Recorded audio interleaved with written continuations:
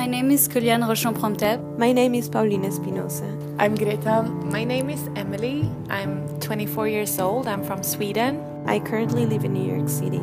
I came here in pursuit of completing my professional studies, and I'm doing a certificate in contemporary dance.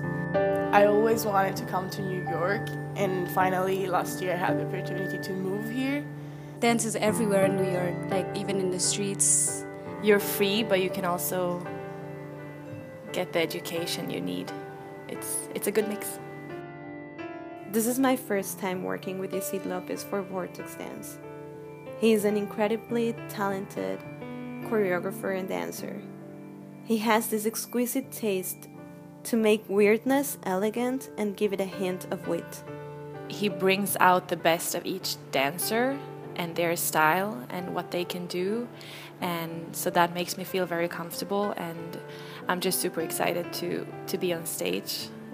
The piece is taking this excerpt of Swan Lake, the Pas de Quatre, and it's changing the swan for pigeon. And portrays an honest and vulnerable side of a very naked and very different kind of bird.